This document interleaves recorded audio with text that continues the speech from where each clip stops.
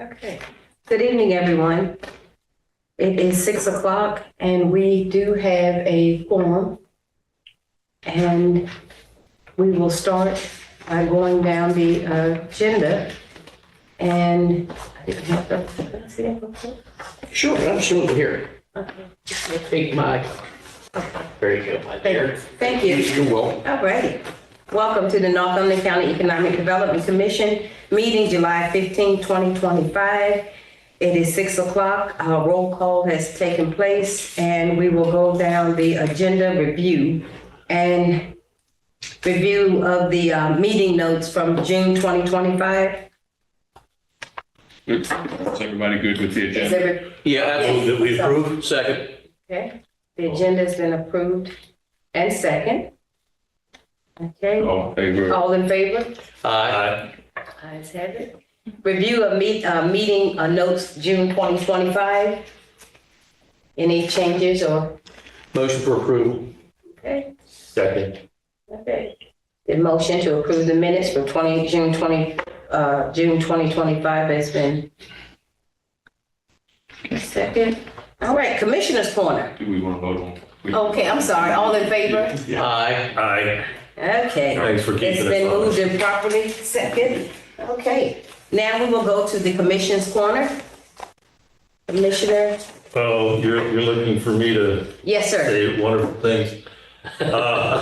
Unfortunately, I don't have any wonderful things to report just yet, but that's not Okay, it. okay. Hi. Hi. The Callio Commissioner does have a couple things to report, and really on an upbeat note. The Callio Hometown Association is just doing a stellar job of fundraising for the funding of the park. I spoke to Lisa Dietz, their president, and this is quite noteworthy, I think.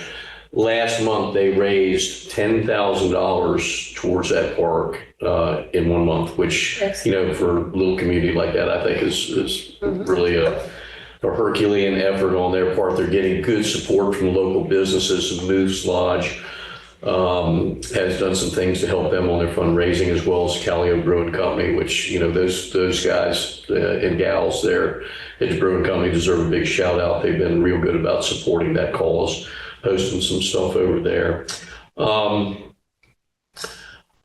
Other than that, the only other thing that's really noteworthy that I think is going to be pretty good for people, and I know there's been, I think it will have a positive effect on the traffic flow and some of the businesses there, is the repaving effort that's going on there right now in Callio, because the traffic patterns will be changed quite significantly. So I think that's going to encourage people to want to stop in some of the local businesses there more. So, but other than that, everything's good.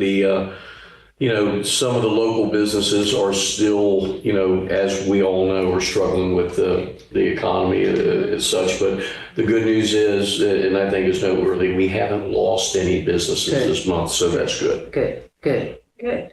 And what I have is that, of course, in the real estate world, it has slowed down a little bit. Houses are staying on the market a little bit longer. Yeah, I'm painfully aware of that. Yeah. So on. Okay, they're staying on the market a little longer now, and again, people have been, you know, they're losing jobs. I had a call with one of my friends in the for the State Department was rented last Friday for the passport department, and so that is actually happening, and you know, the mandate to go back to the office because people cannot purchase primary residence if they don't actually live here, you know, so not being able to work from home anymore has impacted a lot of the, some of the giant builders as well, that, you know, you put them up and somebody's going to buy it. But it has truly, truly slowed down. We're still working with workforce housing and trying to get funding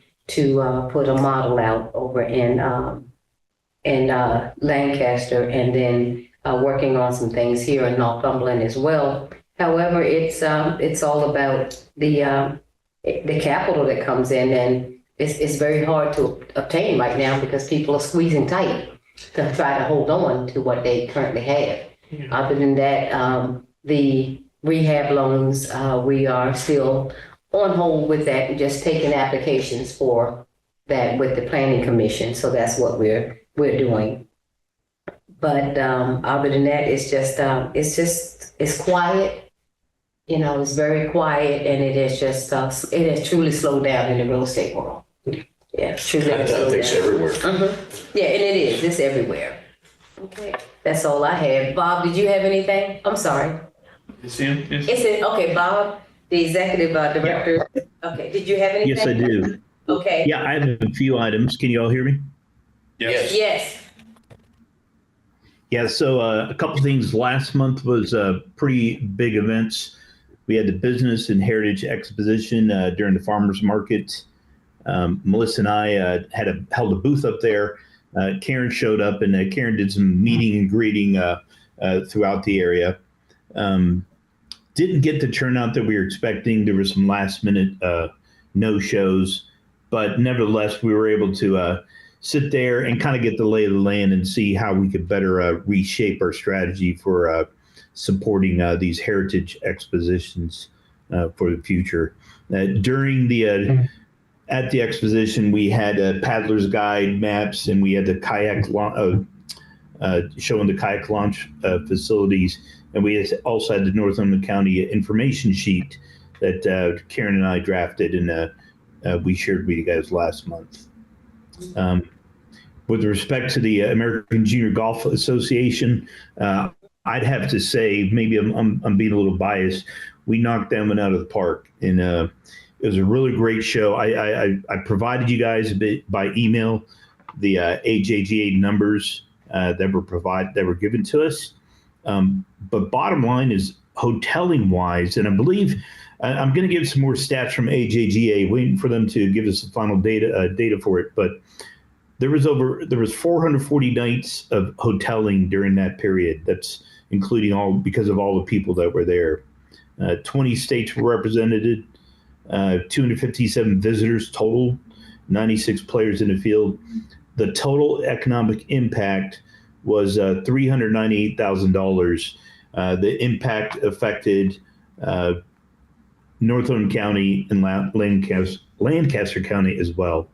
It was such a great event. ICY, Indian Creek Yacht and Country Club, got it under their belts. They voted unanimously that they definitely want to pursue doing it for the next year, the year after. And American Junior Golf Association told Steve Matheson that probably one of the best, well orchestrated and organized event that they had seen throughout their touring in the United States. And they're pretty confident. Indian Creek is pretty confident that they're going to be asked to come back. AGG is going to want to host it there again.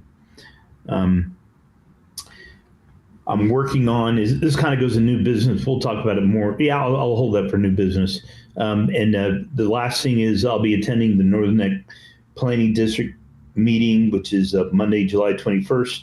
And that's going to be up at Colonial Beach. And that's all I have. Okay, all right. And County Administrator, come on. No updates above and beyond what Bob has already mentioned. Okay, all right. Yes, I sir. take the floor one more time. Okay. I wasn't telling a fib earlier when I said there wasn't really anything local. But there was a comment made by Mr. Trump that got everybody on social media lit up. And that was that he was lamenting the fact that a Canadian company is capitalizing on our beautiful Chesapeake Bay by harvesting menhaden in Virginia and Louisiana. And it got an awful lot of people lit up. That stuff needs to stop. I'm hoping that nothing happens from it. I didn't hear that. But it's something that to at least keep on our radar and pay attention to. Hey, man, I didn't hear that. That would be a horrible loss for this county if something happened to them. I want to say, and I may be off on this, but I want to say that the Ocean Harvesters is a U.S.-based company, and the Omega Still a subsidiary of a Canadian company. Right. It's I'm hoping that nothing comes of it because you're talking hundreds of people that work there, all Americans. Yeah, amen. And a lot of them citizens here. Yeah, and then there's a lot of misinformation floating around out there that gets a lot of uninformed people riled, and for no good reason. Yeah, it has been for years. Yes. Okay, That's all. all righty. And Drew, you didn't have anything you said? Okay. All right, current projects. Hey, can I jump in on that one, or does anybody have anything? Bob, you can jump right on in. Right on. So just one reminder for the group. Karen had mentioned this last month. Please take a look at the Main Street Initiative in our working drafts folder and provide any comments. I would solicit that you provide your comments by July 31st. I'd like to try and close it out, and Karen and I will look at that with Drew and see what we want to do with it. One of the things we're thinking of is, we want to see if this has enough teeth. We want to float this over to the Planning District Commission and then see what their thoughts are on it, and then eventually promote it to the Board of Supervisors for consideration, which ties into the community property, the county-owned property that I'll talk about in new business. That's all I have.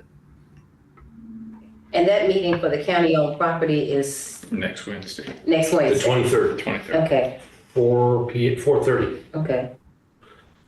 4:30, okay, great. Any other current projects? No? All righty, we're moving right along today. Gosh, new business. I'll jump in there again. So a good segue there, Melissa. We will be attending the special session on July 23rd, 4:30 p.m.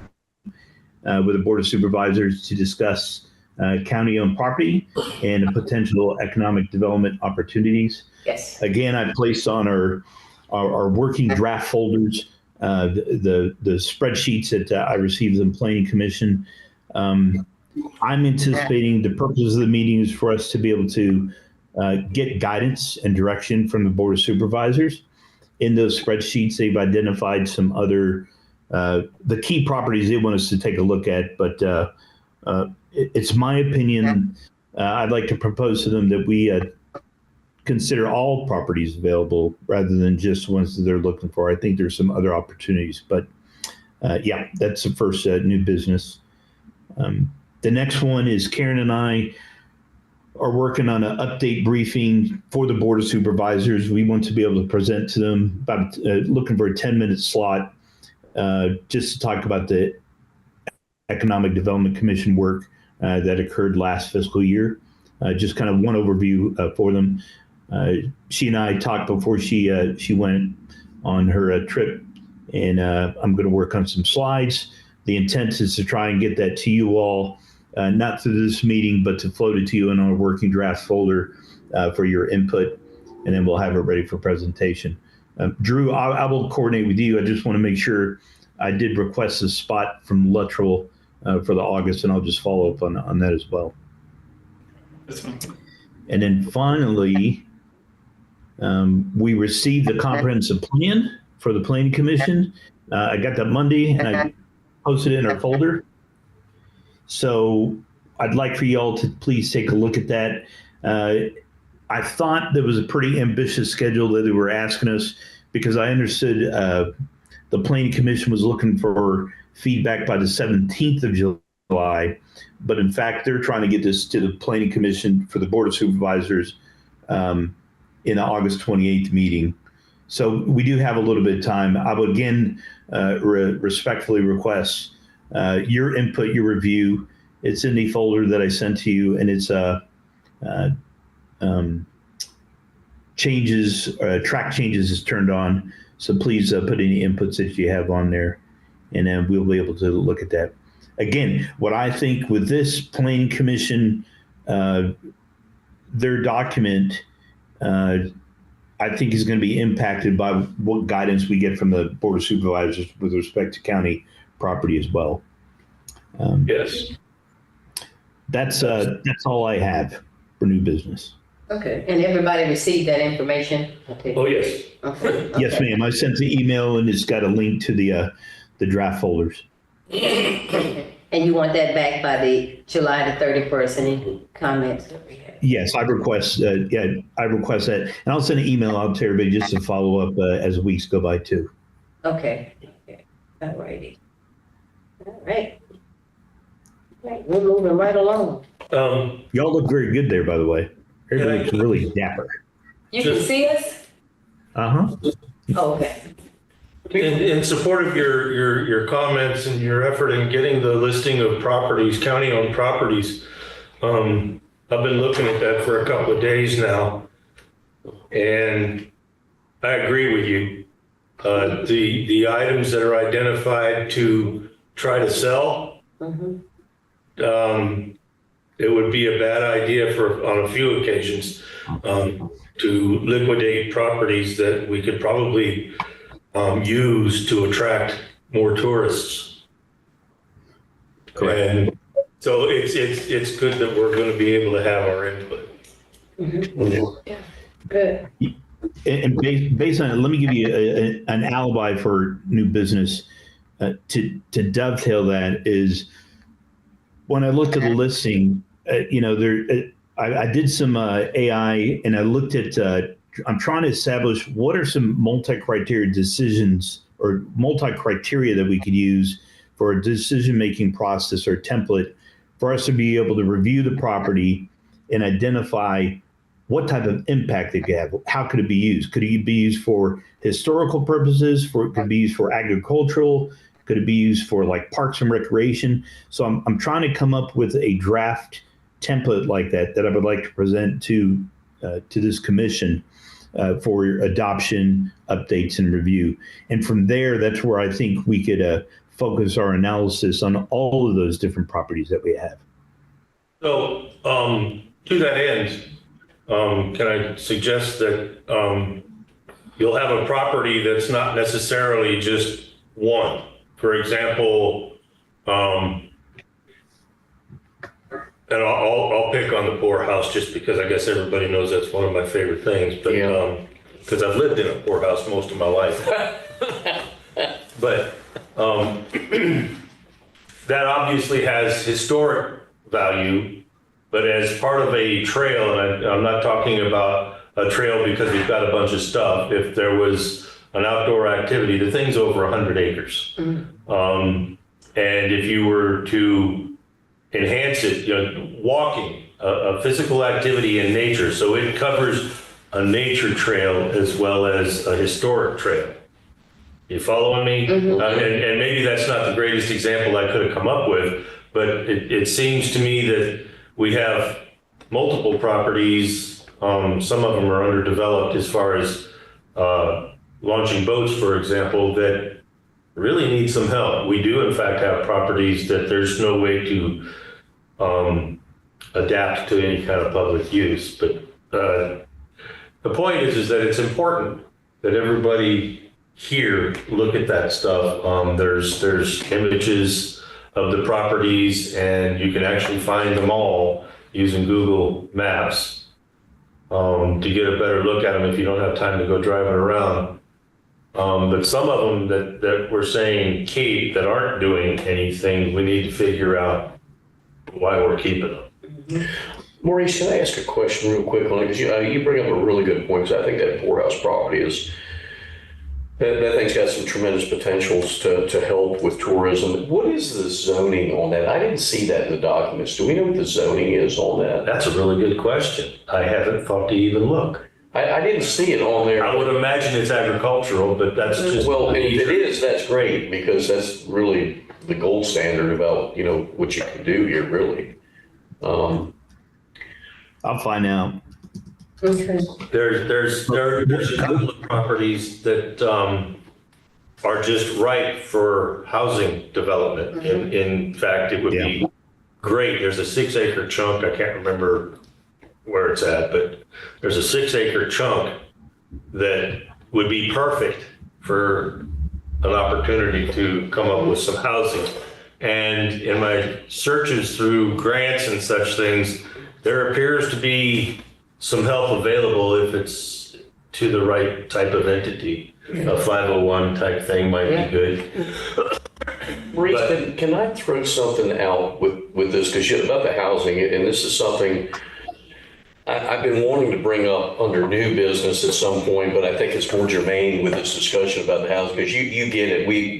We've got two major issues. We've got a lack of critical infrastructure with sewer, which is huge, and the Board of Supervisors is really going to have to, I think, take a hard look. Maybe this is not the right year. Maybe it's going to be more towards seeking some federal grant money like has been done in the past.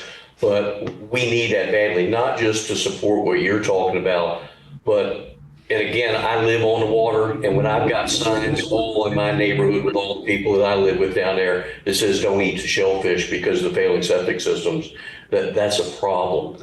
But more importantly, and I'm digressing a little bit back to the housing, I really believe, and I don't know what the venue is for us as a body to talk about this, and maybe it's in this plan or not. In Loudoun County, where I came from, we had a program, and I actually sat on the committee for a few years. It was called an Affordable Housing Program, and what it was designed for, it was designed for county employees. It was designed for private employees of local businesses that made below a certain amount of income. And the way Loudoun did it, and I don't want Loudoun or Fairfax our area, but I do know this, in talking to the local businesses, at least in my district, and I'm sure it's the same in the other districts, is that one of the big things that they have a hard time attracting employees is there's no place for them to live affordably. And what Loudoun, and when I say Loudoun, I say we, because I was a participant in this, our affordable housing program is pretty unique compared to a lot of areas. What they did was they and of course it's different because they used a thing called proffers, which are not available any longer. But basically the way it worked is if you were a county employee and you qualified for one of these affordable housing units that were somewhat funded through private sector, but also through the government as well locally there. And they could buy it, that house, but they would buy it at a fraction of what the fair market value is. And what they could do is they had to stay in it, the county employee had to stay in it for 5 years. And if they sold it, it had to be sold back to the county affordable housing program. And it was only at a rate of about 5% accrual in equity over that 5-year period. So it prevented people from coming in and having a major payday from that, but it provided something that was very good. And it wasn't just offered to, they had a tier. It was county employees, and then it went to the private sector people that were low income. And it was managed in such a fashion that, we had these things called McMansions there. And you were from that neck of the woods. And they were right next to the McMansions, and it was never disclosed how it was done. But what that did for us, and why I think it's critically important for us at some time to have a conceptual discussion about that with the county fathers and mothers, is that, by doing that, it really helped the local workforce a lot. And it helped the county employees a lot because they were able to stay and work within the community they had. But I just think it's something that, I'm not saying that the county should fund that. I'm certainly not saying that, especially in these tight economic times. Find a path, absolutely. And I think the sewer path, which is critical to anything, we can't even have an intelligent discussion about housing, I don't think, and affordable housing, until we understand and make it painfully clear to our elected officials that the soil composition in this area is such that it does not support large commercial drain fields. I had a staggering conversation with probably one of the oldest business people here in Callio, that if I said his name, everybody would know who he is. Just a wonderful guy. And he brought up a point that I thought was fascinating. And I checked it, and it's true. W.C. Lowry, which is in my district, is a wonderful company. They do great things. They pump all the septic systems that the county mandates us to pump out if you live on the water. Okay. Does anybody here know where they take the sewage? I do. Do you know? Mm-mm. Do you know? No. I know. I know They take it to Colonial Beach and they pay a tremendous fee to dump it. But that money that could be coming into here, and again, Madam Vice President, I don't want to sound like I'm beating a dead horse, but I want to also incorporate some of the old business about when Mr. Woolard was in here with the septic system thing. Okay? What is really bothers me since that meeting, and I really would like to suggest that we as a body come in agreement that we need to ask these questions. I came away, we can check it and make sure I'm not misinformed on what Mr. Woolard said. I came away with him saying that the laundromat in Callio essentially is using approximately 50% of the capacity. Right. Now I'm pro-business and I don't like the government getting involved in anybody's business if we can. But I have a fundamental problem when I go around to other businesses in Callio and I ask them what their sewer bill is to make sure it's the same as mine and the same as everybody else. That capacity of that thing, if it is using 50% of that capacity, I certainly think that the fee schedule on that thing needs to be seriously looked at. So at last month's meeting, we looked at the May minutes, and that was when he was here. Mm-hmm. And there was discussion with him that didn't initially get captured in the minutes, so I offered up a change to that. Good. And the point was, and this is in support of what you've got going, is if you've got in sewage, if you've got a field that has N capacity and you're using 50% of it, that's not really 50% of it. You've got two different capacities. You've got the operational capacity and you've got the reserve capacity. The reserve capacity, for safety and other reasons, shall not be infringed upon. Right. Because it'll ruin you if it rains. Right. So you can only go as far as the operational capacity, and what that capacity is an engineering question. Right. Because it's not necessarily a percentage, because if we look at the percentage of capacity up there that's reserve in Callio versus what is reserve here in Reedville, context is everything. So, Sure. So reserve is slightly different, but only slightly. And so when we say that Callio is currently operating at 50%, that's operationally maxed out. Absolutely. That is operationally maxed out. Absolutely. So we want to make sure that not just people here and the Board of Supervisors, but even people in the county, citizens, know that there's a problem. There is a problem. And if I can Yeah, just... we need to be able to explain it to them. If I can add one other thing for us to brainstorm about this here that I want to, and anybody watching out there, which is probably only a handful of people that are watching us, so it probably doesn't matter what I'm getting ready to say, but it's the truth. So many years ago, Virginia State EPA created a nutrient bank program. I don't know if you all know what it is or know the complexities about it, but the executive summary is it's a program that made very many millionaires here, not necessarily within Northumberland County, but people who speculated, bought land that was on the Chesapeake Bay and didn't do anything but put it in nutrient bank credits. Mm-hmm. And the land, and the concept is that if the land wouldn't be developed, the nitrogen runoff from the sewage and other things and fertilizers would affect the bay, and the health of the bay would not affect the health of the bay. I just find it ironic, and I can show you, and I'm not exaggerating, at least 25 properties in my district that has been put in over the years in nutrient bank protection. Okay, and I'm not saying it's a bad thing. I'm personally not in favor of it, but it has a reason. The reason is to protect the health of the bay. But yet we have not taken a hard look at what's really hurting the water quality around here. It's the failing septic systems. And I can tell you, as Forrest Gump would say, I'm not a smart man, but I know what things can be. When this county, when Northumberland County had to legislatively require that those of us who live on the water have your septic tanks pumped every 2 years. They're not doing that for the sake of just doing it. They're doing it because there is a recognized problem with the soil quality. And that's what, guys, I don't want to sound like I'm beating a dead horse.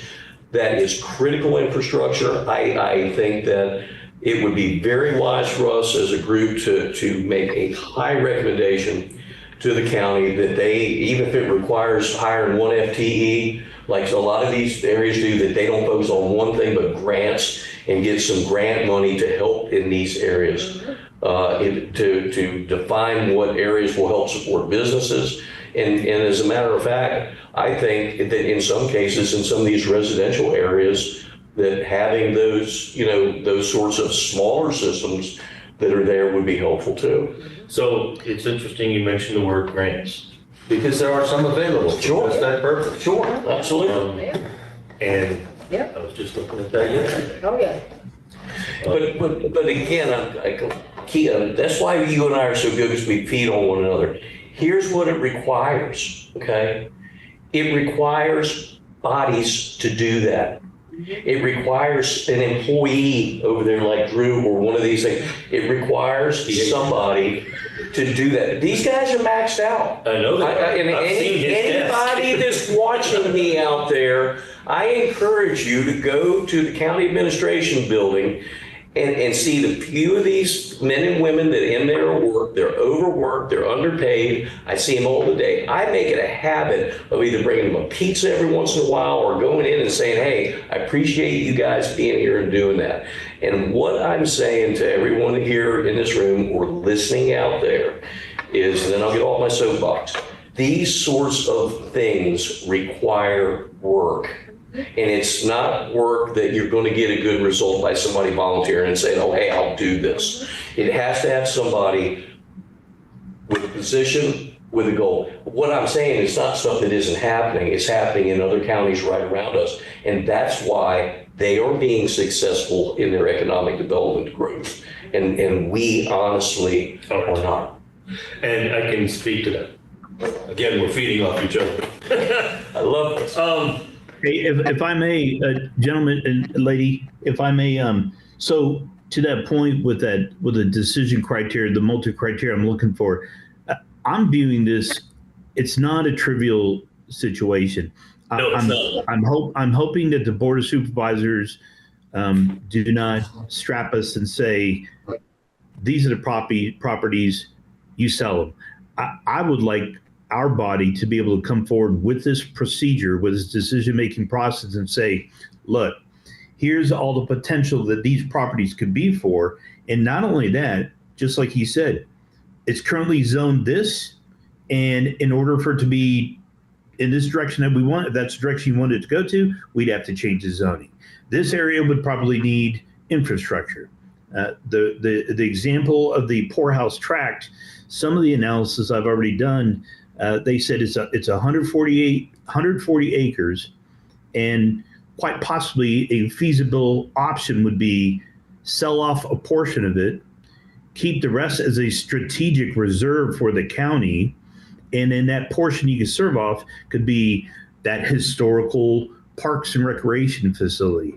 Maybe it's potentially workforce housing if we could get developers in there who'd be interested in acquiring it. But those are the kind of things that we have to dive into. And I'm hoping that the board is not looking for this to be like resolved in 90 days. It's not going to be like that. No. No, it can't be. And not only that, if you look at the total taxable values of those properties, if they liquidated everything that they think that they want to liquidate, and suddenly start being able to collect taxes on it, it's going to be a drop in the bucket. It's not significant. Yeah. Yep. But there's plenty of properties that the county owns that aren't being used or anything right now. And there's one in particular down towards Callio that to me looks like it's better to sell it than it is to refurbish it. But I'm looking forward to hear what the Board of Supervisors has to offer. And I say for those of us who can make it, let's just be prepared to ask some questions to make sure that we, I'd like to call out what their intent, what their objectives are for this initiative. That's all I have. Bob, again, you bring up a really good point that just made the light bulb go off in my head in this discussion with these properties. Maurice, I'd be interested to hear what you have to say about this. Again, I looked at the list, but my kind of center is Callio. I don't go much out of there too much. Are any of those properties possibly strategically useful to hold on to for expansion of sewer? In other words, does the ground have good soil quality? There are some areas here that do have good soil qualities that will support a large area drain field. So there's a region in the county that's sitting on top of what is called a scarp.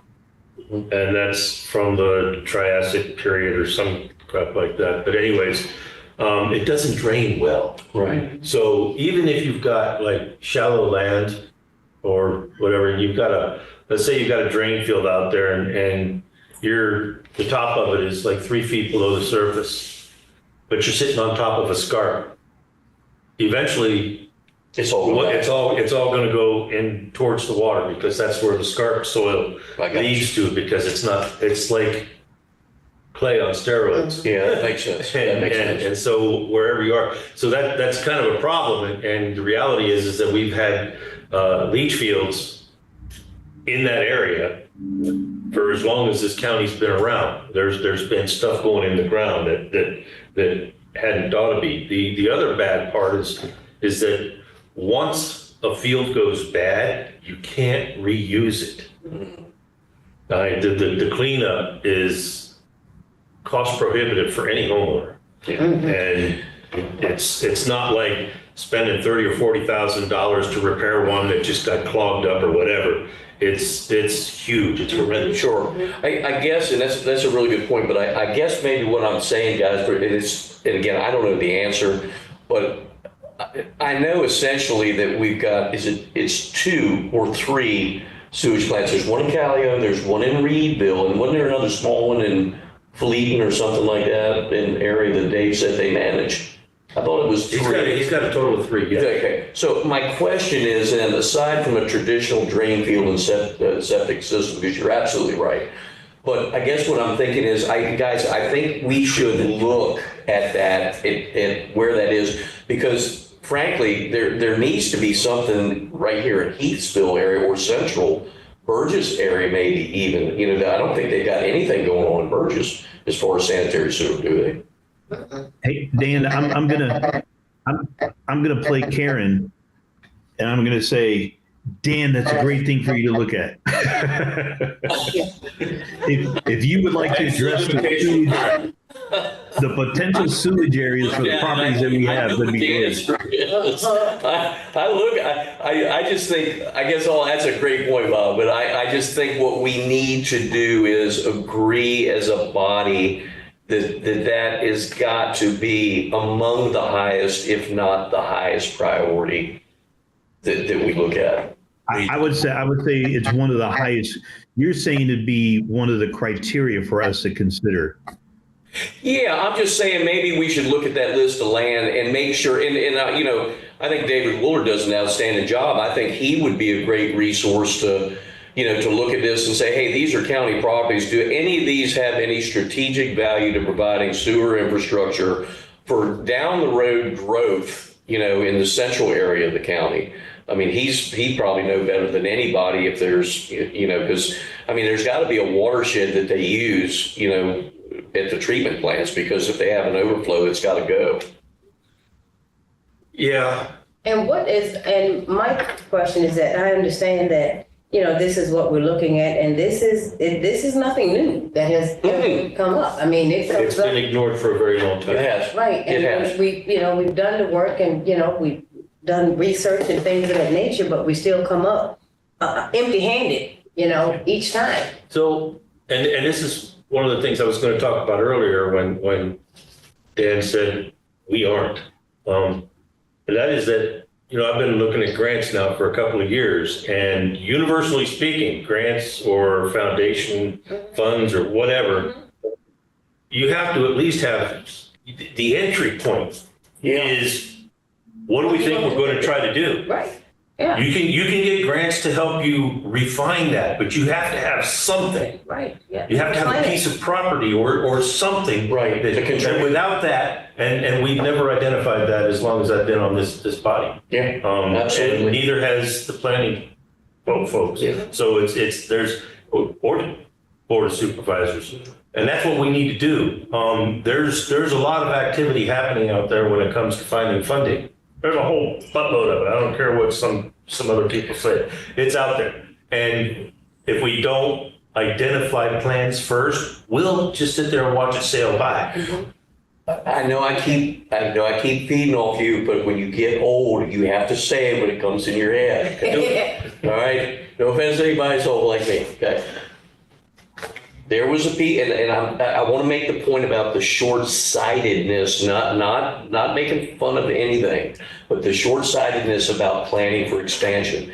There was a piece of property down in Callio that was very close to where the sewage treatment plant, the current one is. It actually butts up to it. And it was available for sale, and the county was approached. Now, and I was told this directly by the owner. I don't know who in the county that they approached, because they thought that, hey, it makes sense. We've got a sewage treatment system here. You know, maybe the county might want to buy this at a very reasonable price for future expansion. And he was told no. Now, I don't know who the individual was, but I know the person owned the property, and he told it to me face to face. And that's my point. You're absolutely spot on. It's master planning 101. It's being able to not think for now or the next 5 years. It's 15 and 20 years down the road. We need to, as a collective group, we need to learn to think outside the box. Because doing things the way we've always done them isn't working anymore. No. I don't know if it ever did. Okay. All right. So it looks like we're gonna have to start a strategic plan to get it done, because if we're depending on someone else to do it, it's not gonna get done, That's fact. okay? Well, let me just throw this out there. Don't you think, and I mean, I'm making this as a suggestion for us to think, and I want to say this is the best conversation we've had in a long time, okay? I really feel that perhaps at our next meeting, that if we can bring this up for discussion, so, you know, Karen can get her input on it because she's very knowledgeable. I would like to see us as a group come up with a consensus that this is extremely important and actually vote on it, so it's part of the record, and include it with what you're saying, so that there's an official vote on this thing. So I'm saying. And I think part of that needs to be what Robert's working on. Yes, absolutely. And Robert, if I could help you on that, let me know. Yeah, well, what I intend to do,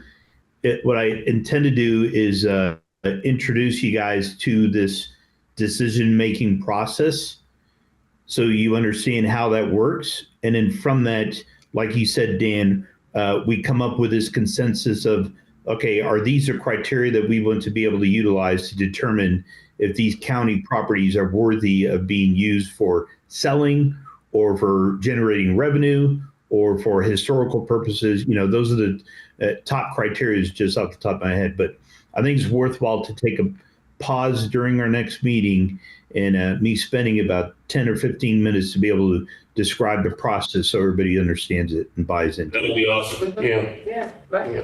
Okay. Yeah. All right, that would be great. And then as we get further along, I did speak with Gerald Bennett with HUD, who's willing to come in and speak with us, you know, with. Oh, that's great. Yeah. And then also one of the young ladies with Virginia Housing, whenever we're ready, you know, to come in and talk about what they can actually offer for workforce communities. So on that,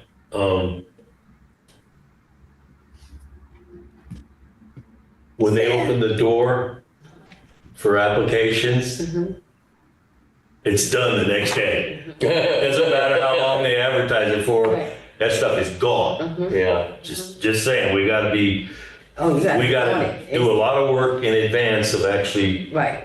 getting in the Meet those door. deadlines is very. Yeah. Right. All righty. Okay.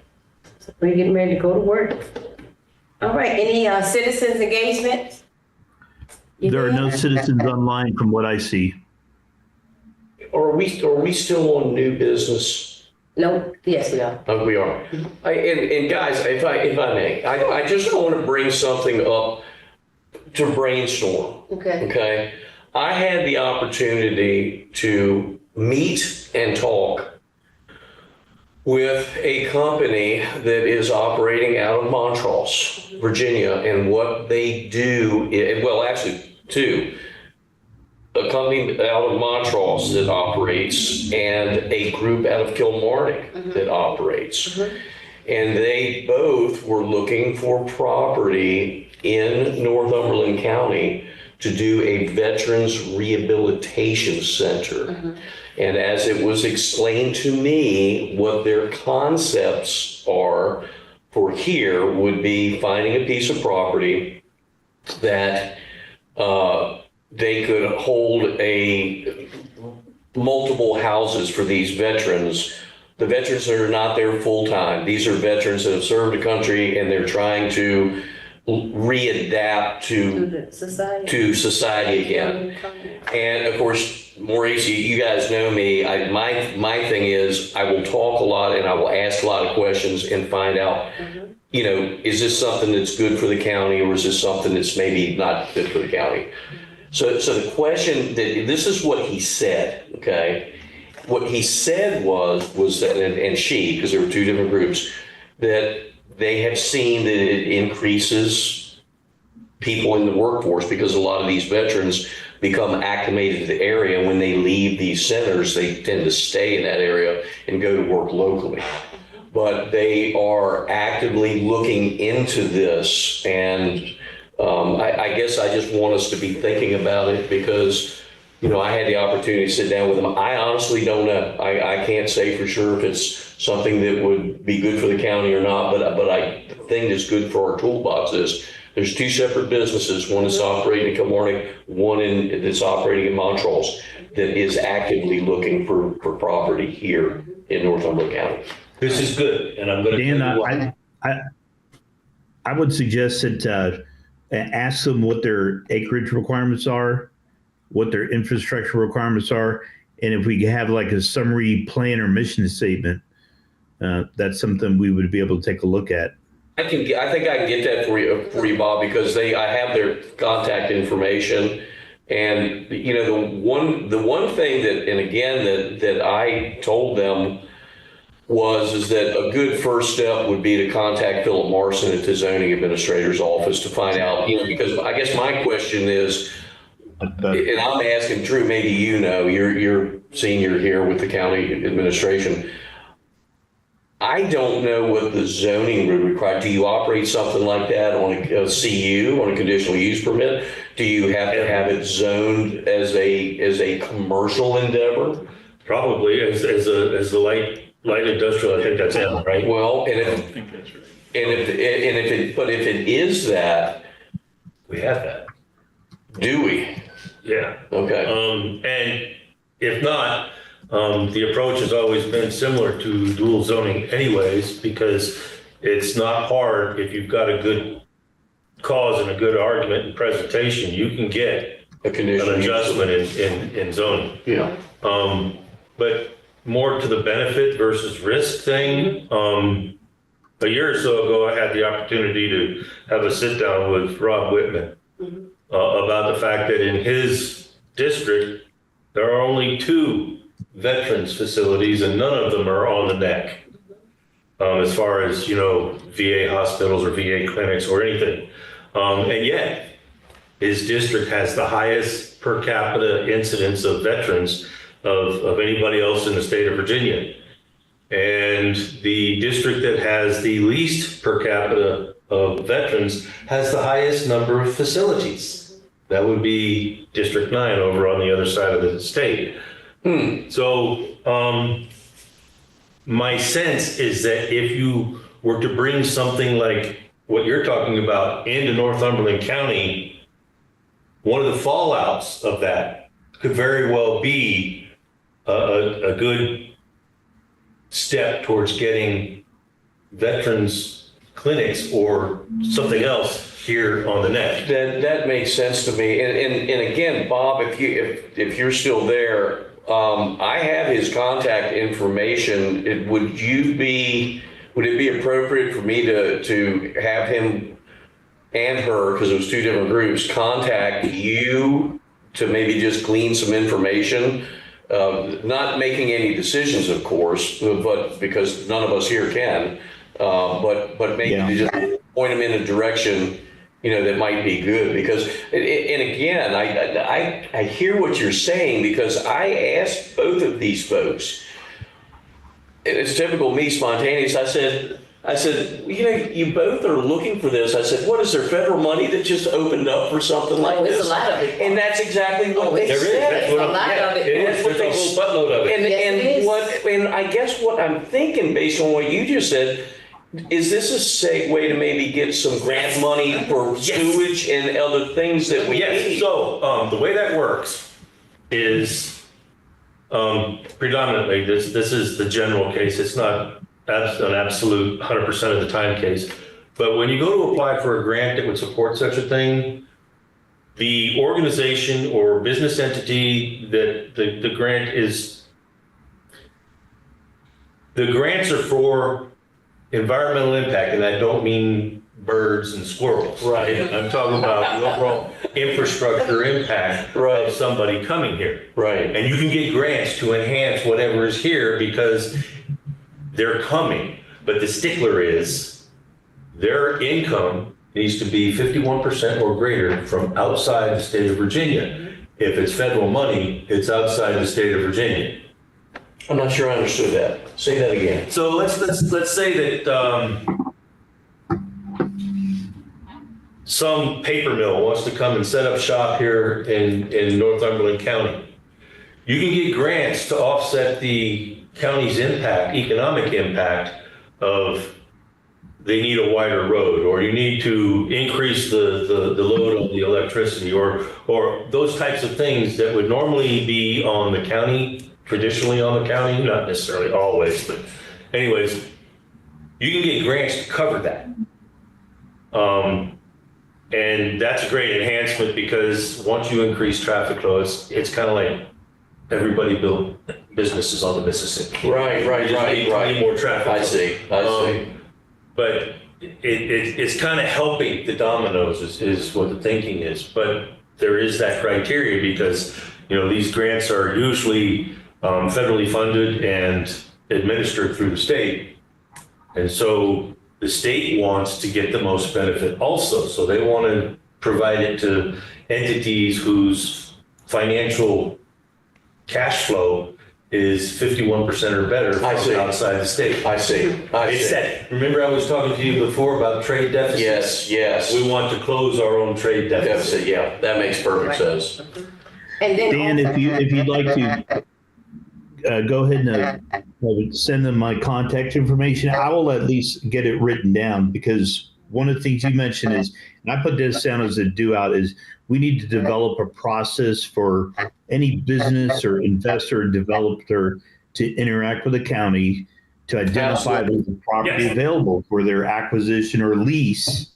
Absolutely. Maybe we want to lease it to them to support their initiative. So talking to Phil Marson would be a very, very good thing. But at the entry level, I'll be happy to talk to them. But I'll say, look, we're at the infancy of all this. So we're not going to be moving at lightning speed. It's making, I'd like to make a motion that if any of us come in contact with something similar like that, we just, have Bob be the first point of contact as far as the county goes for any of that. And then Bob can coordinate any specific questions with Put them in the right belly buttons. Yeah. So I get a second to my motion? Second. All in favor? Aye. Aye. Alrighty. Thanks. Can I have another? Yeah. Yes, sir. Alrighty. And again, we said no citizen engagements. Correct. And there any other questions, follow-ups, statements to be made on the record? I just want to thank Bob for always doing a good job. Same thing with Drew. Yep. You guys are, Yep. I'll repeat myself again, you're overworked and underpaid, Alrighty. period. Yeah, they take bonuses. All right. All right, at this time, motion to adjourn. I'll make a motion to adjourn. Okay. The meeting has been adjourned. We're done. Time is 6:55. So Dan motion and Maurice, We're here. Yes. Dan motion, Marie second. I got all that, Bob. I'm- Yep. I'm cutting off here. thank you all. Take care. Be safe. All righty.